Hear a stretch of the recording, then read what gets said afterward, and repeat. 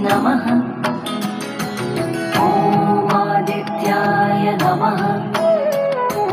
ॐ सवित्रे नमः। ॐ अर्काय नमः। ॐ भास्कराय नमः।